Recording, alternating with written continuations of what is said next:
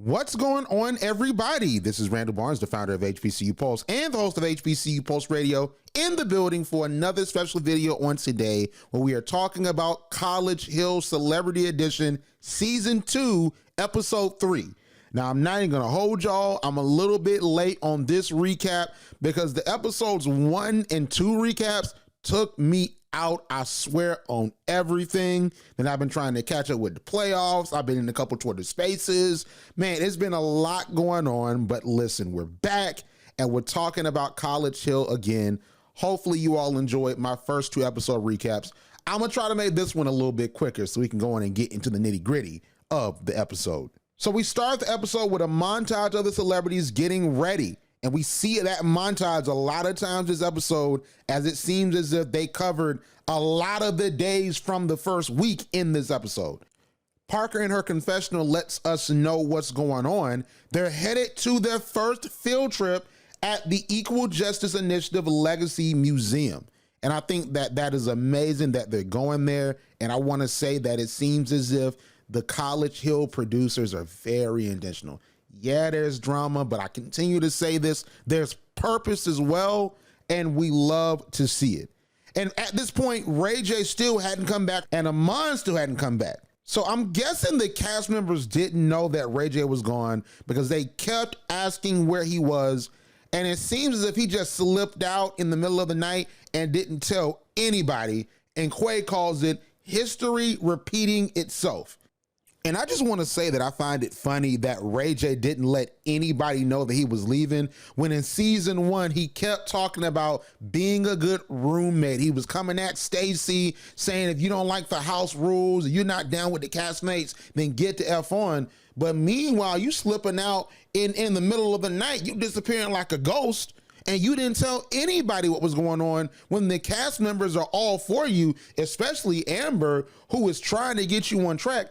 Like, I just feel like Ray J had no reason to come back if he wasn't going to take this seriously. And then even when he comes back, after he comes back from Los Angeles, because he went to Atlanta, got on a plane, then went to LA, you would think after all that he would come back ready to go. He got a break. He got centered. He was back at home. Now he's back at the house. He's ready to get it cracking. He's not. He was worse. But that's later on in the episode. I'm so ready to talk about Ray J, but that's later on in the episode. But I do want to say this about Ray J. I honestly do think that Ray J is going to graduate this season, and I don't think they're going to pass him through. I think what's going to happen is this. It's going to be he's going to barely graduate. It's going to be a situation where Ray J is going to be hovering between a D and a C, or an F and a C, and he has one final class and one final grade to get it together. And then he gets the grade that's needed right on the dot, and then he passes and he gets a chance to graduate with his certificate. Now, granted, not too much on Ray J. We can't say too much about Ray J because if I didn't tell y'all, that was also my story.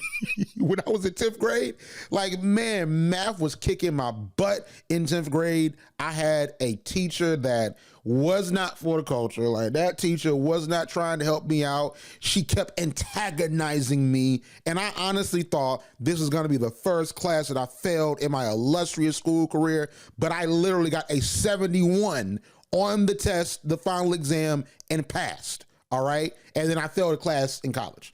So I failed one class, but it wasn't that class. But not too much on Ray J because I've gone through that before as well. But I just think that Ray J, at this point, you're back in the house, so you might as well try. So Quay and New York were in the room talking about Ray J missing the monumental opportunity to visit the museum, and Tiffany, New York, was speaking facts. She talks about how this isn't something that is just typically around the corner, and it's big to go experience our history. But of course, New York can't have a moment of seriousness without doing something innately sort of funny. So instead of saying HBCU, she calls our institutions HCBU. And Quay tries his best to continue to correct her, but New York is not taking the correction until the end. And it's clear that New York is being intentional in doing this because, come on, New York, there's nothing wrong with you. You are a very intelligent, very articulate woman, and she speaks incredibly well. And I know it's certain things that sometimes it's hard to say. And I know for me, I stutter. Like I have a speech impediment, you know what I mean? So I'm not like talking about her or talking down on her, but I just think at certain points, curriculum, HBCU, like you can't say an abbreviation. Like these are literal letters, HBCU. Like come on, man, you're playing. Like you're playing, and I know it's all jokey, it's a reality TV show, and I love New York, and that's not a pun. I actually really do like New York, but it just gets a little bit annoying because like, come on, New York, you're better than this. Like I used to watch you when I was a kid, and you're way better than this. You're way more intelligent than this, and you are articulate. Come on, man. Curriculum, HBCU. Come on, man. But New York wasn't wrong. She was not wrong at all about what she was saying. But I just wish we could have got that serious moment where New York was speaking facts. Then we moved on, but I guess we couldn't. So next we see Parker, who goes up to Jocelyn to mend fences with her after what went down earlier. So Parker takes responsibility for not coming to Jocelyn directly about being locked out the bedroom. And she was inspired by Jocelyn making amends with New York and Amber at the restaurant and also wanted to move forward with no drama. Jocelyn also apologized for calling her names, but Jocelyn said that she did it because she felt as if Parker should have been direct with her about the door being locked. I still think we're missing a huge part of the roommate debacle between Jocelyn and Parker, because to us as we're watching this, it seems as if Jocelyn locked the door for hours because she was mad at New York over the dog search situation, and Parker was knocking at the door to get in. Like, I don't understand what Parker's supposed to do in that situation if that was indeed the situation that happened.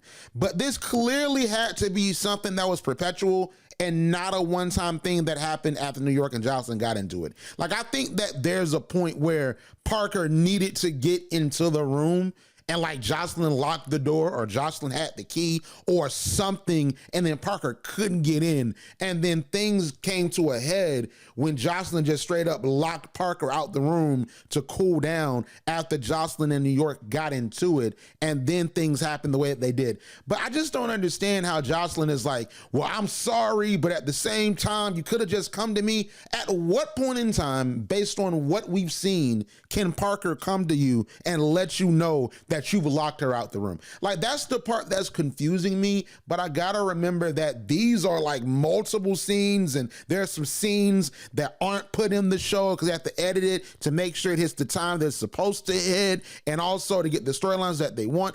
I totally understand that, but I think we're missing a lot of context in that situation. But here's one thing we're not missing context on. Parker is amazing. I love Parker so much. Like, Parker is my favorite character on the show, and I will continue to say that because of moments like this. She is so freaking cool and above all the drama, and she's super duper mature, as 90s babies tend to be. I will also admit, as someone that has been critical of how Jocelyn's been acting the past 4 College Hill videos that I've done, it was really cool to see her be vulnerable and not be abrasive and confrontational, and actually apologize to Parker and even admit that she was wrong for calling her names. And I wish that this signaled a change in the tone of the house and the energy that was going on, and it turned into them just all coming together to pass College Hill Celebrity Edition and get their certificate from Alabama State. But as far as we know, that didn't happen, because as far as we know, Jocelyn and Amber got to fighting. So as we watch these episodes, we wait to see what's real and what's fake, and hopefully that was fake. Hopefully, like, everything was all's well that ends well, and it's a big old prank that Amber and Jocelyn and the College Hill cast are running on us, and maybe it was something to gin up anticipation for the show. Maybe, or maybe it's to get people to watch. Hopefully it didn't happen, but man, I think it did. So next, we see the cast members that are there head to the Equal Justice Initiative Legacy Museum.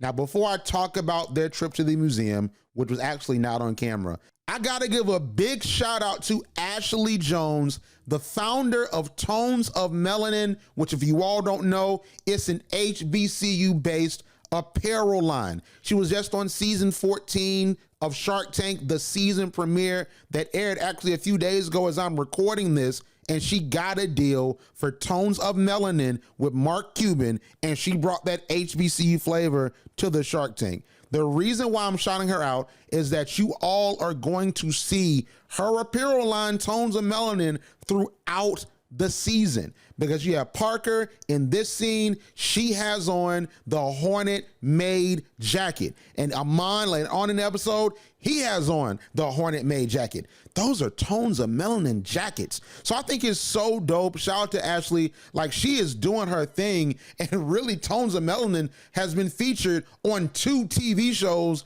within the past month. And I think that's so dope, and I love that for her. And you guys go check out my interview with Ashley Jones, founder of Tones of Melanin. We did an exclusive before her episode of Shark Tank aired. So after this video, make sure to go check that out. But anyway, just to get back to what we're talking about, they're at the Equal Justice Initiative Legacy Museum, and they didn't film the celebrities as they were in the museum because they wanted them to experience what they were seeing and what was going on and emote and do all the things they needed to do, being inundated with how wrong Black folks were treated. And that didn't need to be on camera. And I totally respected that. That was perfectly fine. And they aired a montage of different things that happened in the civil rights movement, and some things that were in the museum and even outside of the museum.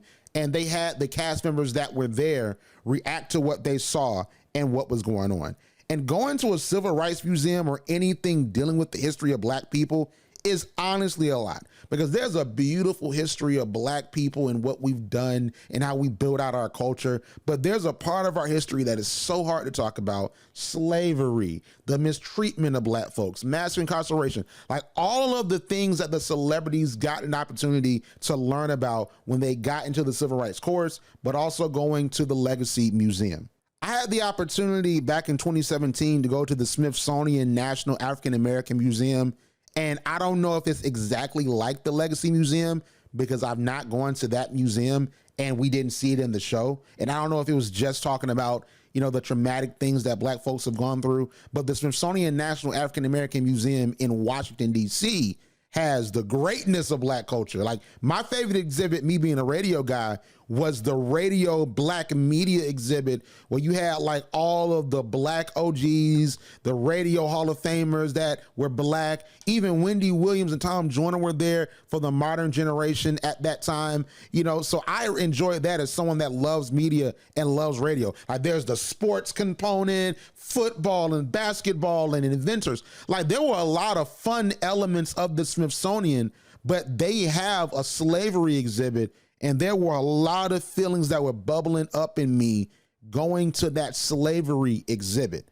So I totally understand how the cast members felt, and I love that the College Hill producers showed that. And going to an HBCU, you're gonna get the history portion of it, because the H stands for historically, and HBCUs are rooted in the civil rights movement, and a lot of HBCUs are rooted in the Reconstruction era and post-slavery, you know, so that is automatically a part of the history. And going to an HBCU, you're going to learn that before even going to other institutions, because you might learn, depending on if you're in Florida or not, you might learn about Black history. You might learn about the wrongs that Black folks had to go through. But as an HBCU student, you don't just learn that in history, you also learn that in your orientation. You learn that when you're learning about the history of the school, because that direct history of the school is adjacent to the Black struggle. So I think that's one of the brilliant things about going to an HBCU. And I'm glad that the cast members that were there, and Amon, who went later, got the opportunity to experience that. So after the celebrities made it back from the museum, we see Amon make his return to the house. And Amon coming back to the house actually brought about one of the more interesting parts of the College Hill trailer, because if you all remember, we saw what we perceived to be Jocelyn and Quay getting into it. And we saw a montage at that point of her telling Ray J that she wanted to beat him up, and then we saw her throw water on Quay. So we're like, golly, like Jocelyn is doing the most. But come to find out, the Ray J one, she was sort of playing. And then with this one, it was a prank. They were just pranking Amon, and they got him good. They would have gotten me, because come on, like Jocelyn is always fighting. She's always getting into it with somebody. So yeah, you can easily trick somebody to believe that Jocelyn wants to fight him, because Jocelyn probably actually does want to fight them. You know, like 9 out of 10, she actually really probably does want to fight him. So it was a good prank, but I mean, it was sort of expected. They also ran the exact same prank on Ray J, but this time they told Ray J that Jocelyn and Parker started fighting. Now, if you told me that, I'm like, okay, did they start fighting or did Jocelyn jump on Parker?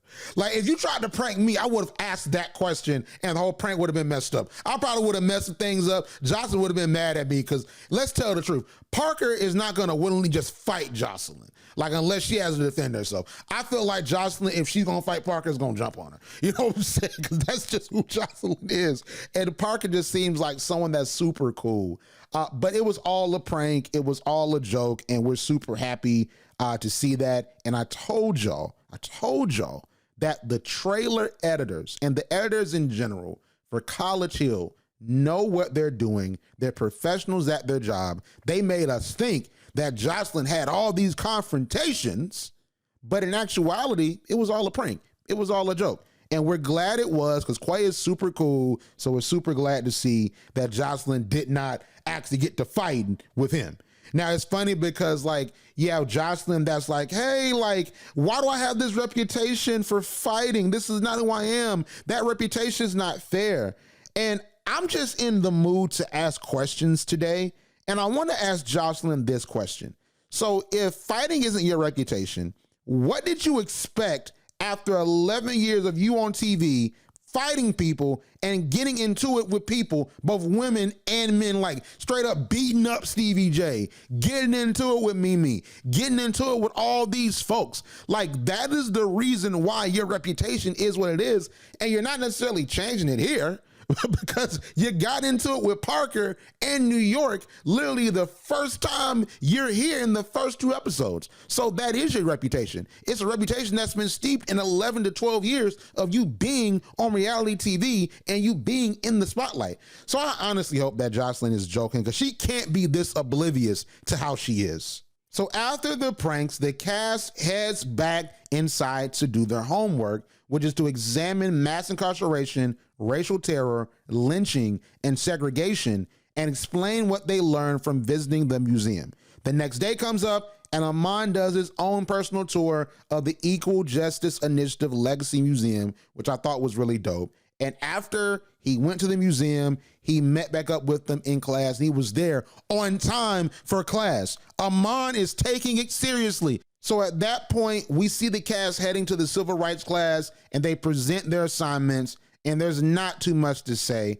All of them, every single one of them that was there, and I'm not directly throwing shade at Ray J, he wasn't there, but all of them that were there did an amazing job. And I was so proud of them seeing that. And I think they really took to going to that museum and experiencing what they saw. And Jocelyn did a great job. Orion, Amon, Amber, all of them did an amazing job. And all of them should be very proud. And if it was me, everybody but Ray J is getting an A, like a 100 A, because I think they totally understand, at least in that week's time of them having that class, I think that they totally understand like where they are and what's going on. And I think they got a baseline in which to continue their research if they want to. So next we get to another part of the show that we saw in the trailer. So Quay, Parker, and New York all joined different organizations on campus that specifically deal with school pride. So Quay joins the band. He wants to be a drum major. Parker joins the Stingettes, and New York joins the flag team. Now, I think this is really cool, and I made a comment in one of the first 2 episode recaps. I can't remember which one it was, but I did say that this is really a blessing for them, because if they were normal students, they wouldn't get the option of, oh, I want to be a drum major. Hey, can I be a drum major? No, that can't happen to a regular student. A regular student typically has to join the band, go through what they go through freshman year, learn about the history, learn the music, learn what the band is like. Then I think maybe their sophomore year, they can go for a drum major. But I think a lot of folks try to go for it their junior year or their 3rd year in the band. So you don't just hop up and say, hey, I want to be a drum major. And then you perform at the biggest football classic in the country, the Magic City Classic. That's not how this happens. And I know the Stingettes can't be like that. I'm pretty sure the Flag Corps is like that as well, but the Stingettes, they're popping. So I'm pretty sure that just some random girl can't come up and say, hey, I want to join the Stingettes. I want to perform during the Magic City Classic. You have to try out. You have to practice. You have to join. You have to go to those practices, not miss a practice. You have to make sure your GPA stays high. You have to make sure you're learning everything. And if you don't learn it, you're getting dropped. I hope that New York, Parker and Quay, and I know Parker did because I love Parker, but I hope that Quay and New York understand that they are insanely privileged by sort of cutting the line and doing what a lot of students would have to work their butts off to do. But another thing that I think is very interesting is there's no conceivable way that in only a few practices that neither Quay, Parker, or New York will know enough to do exceedingly well at the Magic City Classic. Like, I hope y'all understand, like folks that are not in the HBCUs that don't go to an HBCU, like y'all, like the Magic City Classic brings in like 60,000 people to watch the game and that are tailgating and all these different things. This is the biggest classic in America. And you're telling me you're not a dancer for real. You weren't in the band and you weren't a drum major for real. Or if you were, that might have been like in high school. That might have been 10 years ago, you know? And like, you want to join the band and be one of the drum majors during the halftime performance of the Magic City Classic? Like, that's just not how it works. Like, practice makes perfect, but you have to practice a lot to be perfect. It's not just one practice, boom, I'm perfect. You have to do it for an elongated period of time until you master the skill, and then you're ready for the performance or you're ready for game time. So I think that that's interesting. I think that they're going to get it enough, that they're going to do well enough. But it's just sort of funny because it's like, come on, that's something that's like, man, like, come on, like you're not going to get it in that short amount of time. So after what on the show appears to be a week, Ray J arrives back to the cast house. He says he had to go back to LA to take care of personal business. And I'm just wondering why Ray J came back, because I think maybe he came back because the check cleared. Because I'm pretty sure, I don't know this for a fact. I do not know this for a fact, but I'm pretty sure they all probably got paid to do this. You know, so I'm pretty sure Ray J is like, man, I signed a contract. They already paid me. If I don't do this whole entire season, I got to get a check back. So let me just go on and come back. But if he had the option just to stay or leave, like, I have no idea why he would come back, because he clearly is not trying, and he clearly believes that he does not need college. And I don't care what this man has been saying in the confessionals. I hear him. He says he wants to take this seriously. He doesn't like how things ended last season, but I'm going off of his actions. Words are one thing. Actions are a whole entirely different thing. When in 2 straight seasons, you're disregarding and disrespecting the professor and basically saying, I do business. I know more than her. I've been an actor since I was 13. I know more than him. Like, dude, like, you're doing the exact same thing that you were doing the time before. And at this point, you're old, you're in your 40s, you think you know everything. So you're not going to receive any new information. And it's none more apparent than when he gets into the acting class. So the cast heads to campus and they go to their first fundamentals of acting class with Mr. Martin. Now, if you all remember, I said in the trailer that Parker and Ray J should be the leading students in this acting class because both of them have like an extensive resume as actors, including Ray J, because Ray J's saying he was 13 years old. He was on Moesha when he was 13 years old. Now, not everybody has a big sister that's Brandy and that could put you on her show, and then he became a regular when he became Dorian.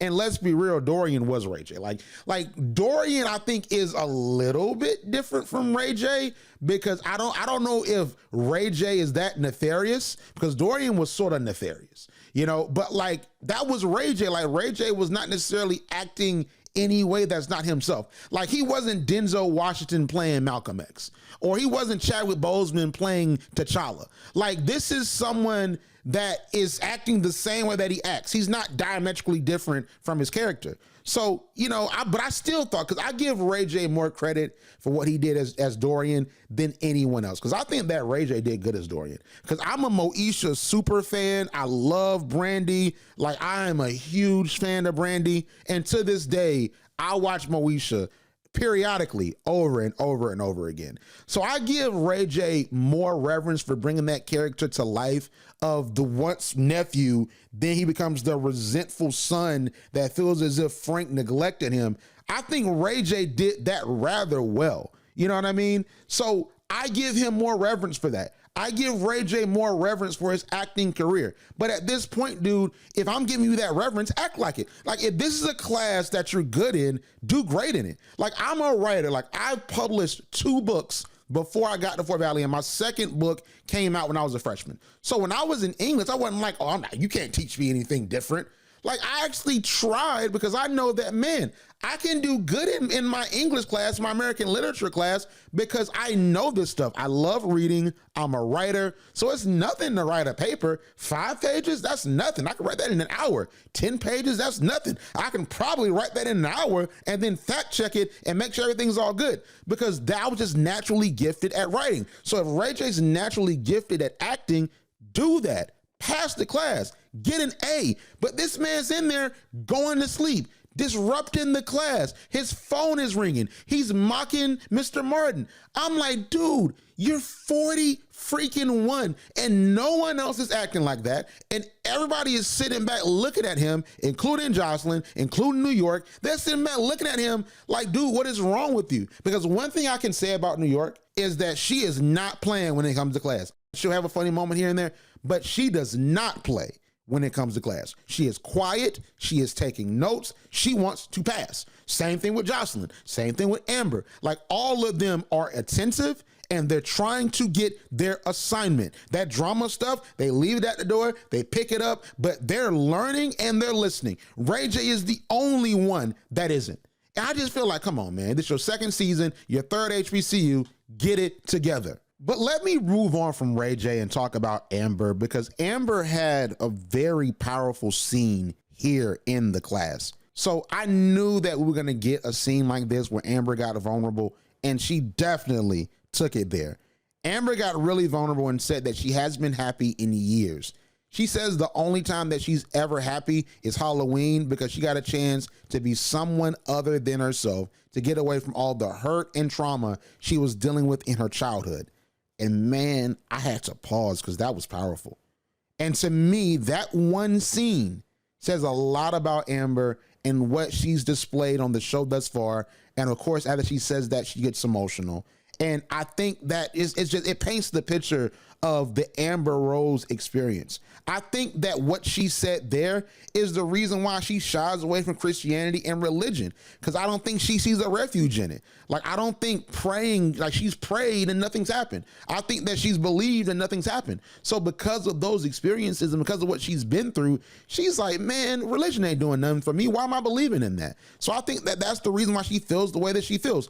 I think that she stays to herself and doesn't emote or truly show emotions because she doesn't want to put herself out there to get hurt. Like, that's why she looks at Jocelyn and all the yelling, like you talked about in episode 2. Like, that's why it's like, man, like, you're yelling, you're causing drama. Like, I don't want that around me. You have one chance with me to show me a red flag, and I'm not rocking with you. Like, she's guarded because she's tired of being hurt. And I think that just from this one scene, and we can look at everything else we've seen, but from this one scene, I think that that connotes what the Amber Rose experience is. And I think that it's beautiful to see that, and that she's being vulnerable. And oftentimes, and I know Ray J was talking about, oh, I don't want to get vulnerable. That's perfectly fine. But oftentimes in college, in those classes, those professors are talking to you, and then you feel it, and it forces you to grow, and you feel so comfortable that you get vulnerable, saying what New York said about her white fiance, saying what Amber said. Like, you get vulnerable and you get emotional. And to be honest, there's nothing wrong with that at all. And I think it's amazing, honestly, that the cast threw her a birthday party after they got back to the house and everything like that. I think that's amazing. But I just cannot get out of my head that allegedly, because we don't know yet, but we saw the still clip, and then we saw what Jocelyn said. It seems as if Amber and Jocelyn eventually got into a fight. And I didn't want to see that.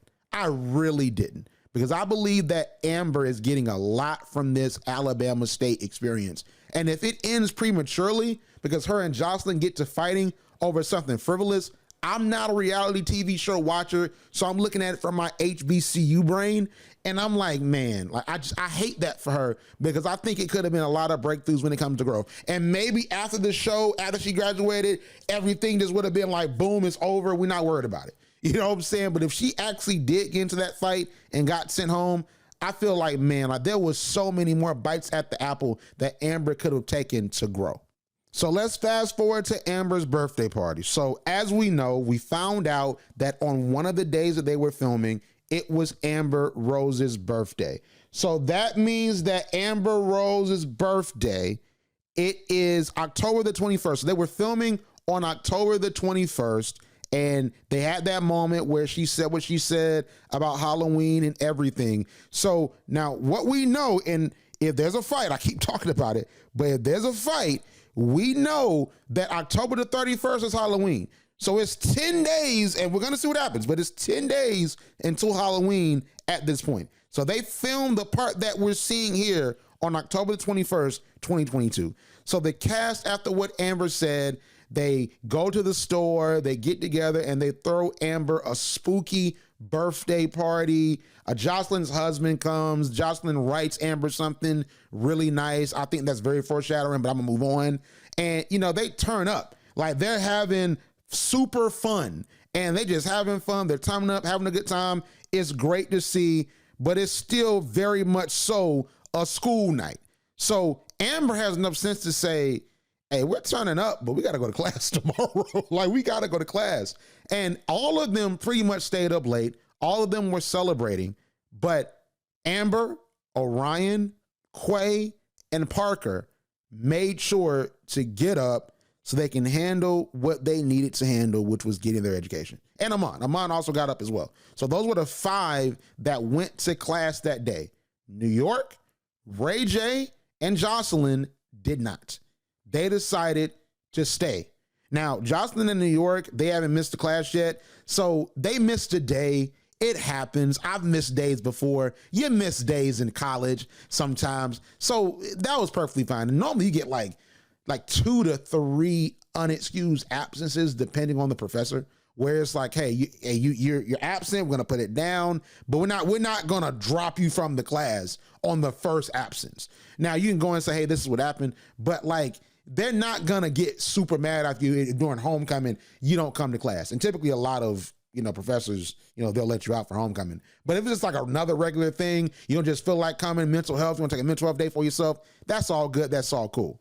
But Ray J can't stay in that room. Dude, you missed nearly a week. You missed every civil rights class, including the field trip to the Legacy Museum. You only went to one, the introductory class, dude.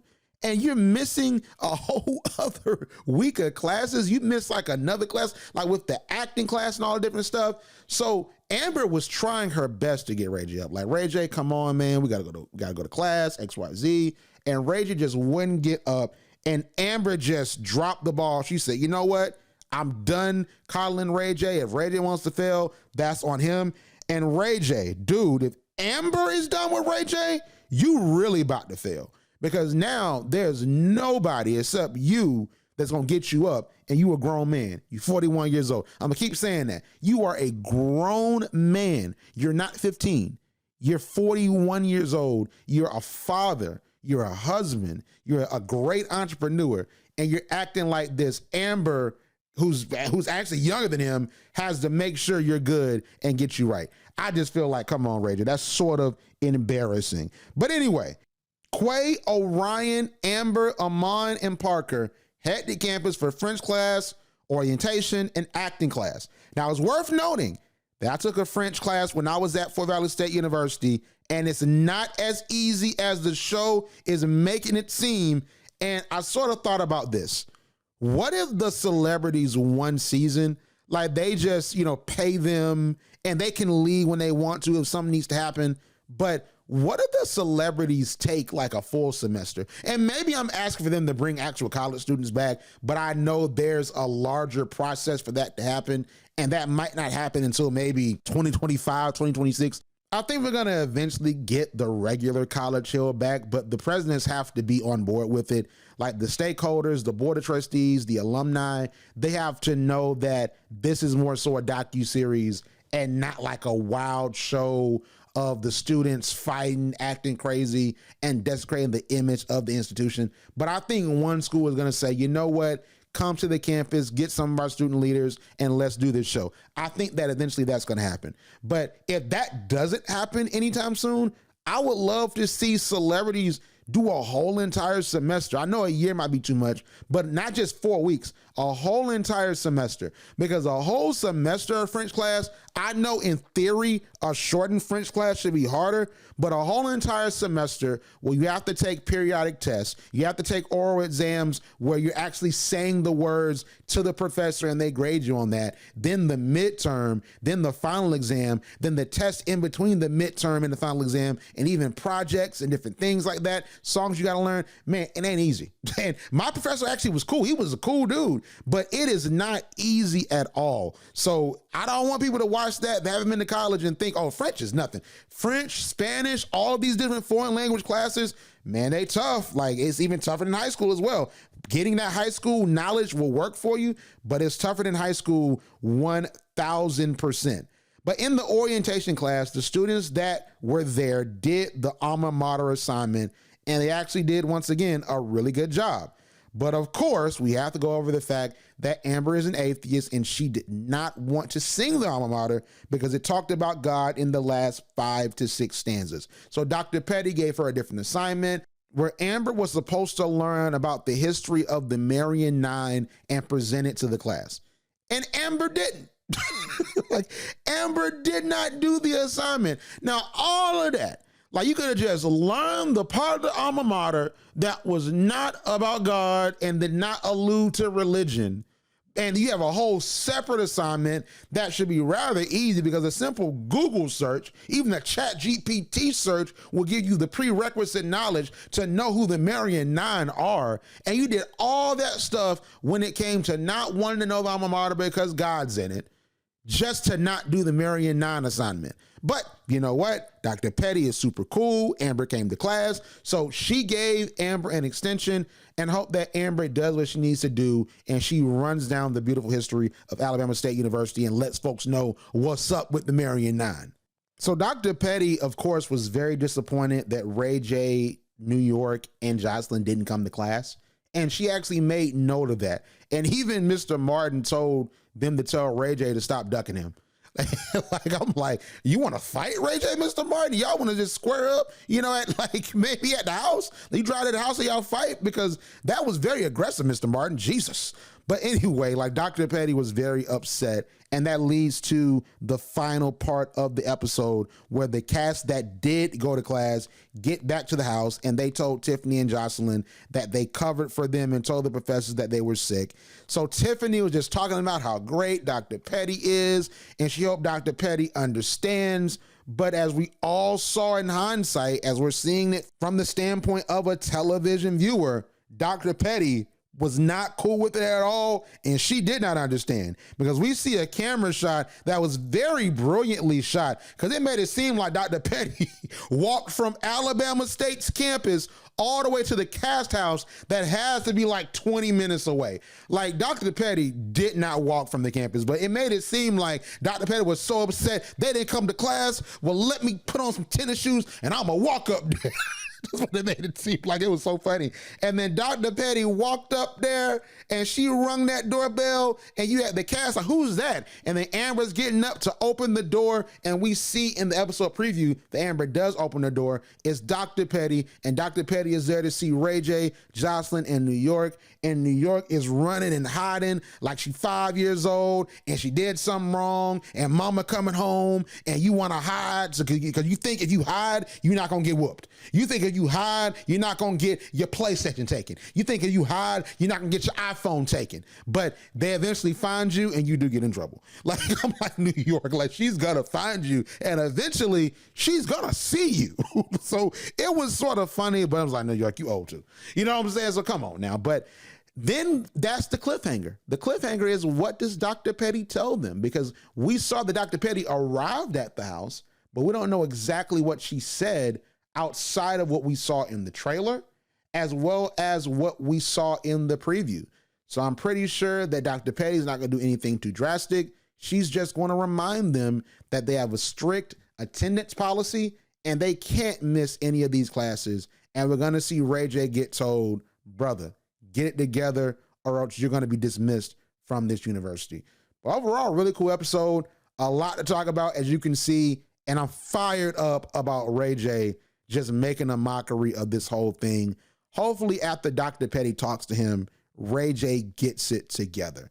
But we'll see for sure. But outside of that, that is it for the College Hills Season 2, Episode 3 recap. I will try to be more prompt this week, so make sure to stay tuned for that. I'll hopefully have a video coming out Friday or Saturday. Make sure to follow HBCU Pulse on Instagram and YouTube at HBCU Pulse, Twitter and TikTok, the HBCU Pulse. Make sure to listen to HBCU Pulse Radio on SiriusXM, Channel 142, HBCU, every Friday at 5 p.m. Eastern, 4 p.m. Central. If you want to donate to HBCU Pulse, donate any amount to $ HBCU Pulse or paypal.me/HBCU Pulse. And I will see you on the other side. And I'll catch you in the next video where we're talking about all things College Hill.